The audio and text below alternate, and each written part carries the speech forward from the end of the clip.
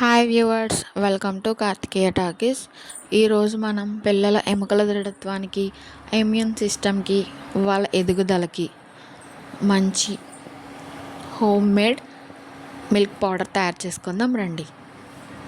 ముందుగా మకానాన్ని సిమ్లో పెట్టి రోస్ట్ చేసుకోవాలి. అది క్రిస్పీ అయ్యేంత వరకు ఉంచి తర్వాత పక్కన పెట్టుకోవాలి.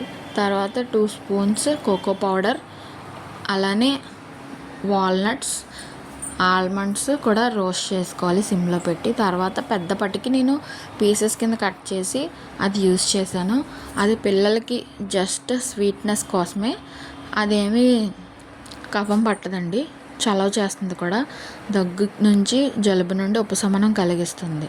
కోకో పౌడర్ అనేది వాళ్ళకి కలరింగ్గా కనిపించాలి కాబట్టి కోకో పౌడర్ యూస్ చేశాను. అది ఏమీ హానికరమైనది ఏం కాదు.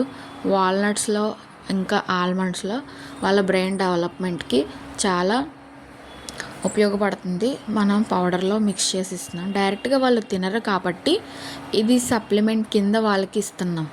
వాళ్ళ బ్రెయిన్ డెవలప్మెంట్కి, అలానే ఇమ్యూన్ సిస్టమ్ని, ఇంకా వాళ్ళ గ్రోత్ని కూడా బ్యాలెన్స్ చేస్తుంది.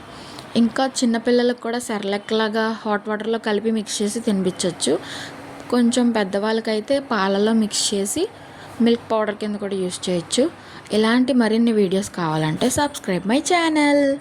1 to 5 years పిల్లలకి బ్రెయిన్ డెవలప్మెంట్ చాలా అవసరం. సో అందుకే నేను ఈ మూడింటిని యూస్ చేశాను. ఇంకా ఏజ్ పెరిగే కొద్దీ మనం మిగిలిన డ్రై ఫ్రూట్స్ యాడ్ చేసుకోవచ్చు.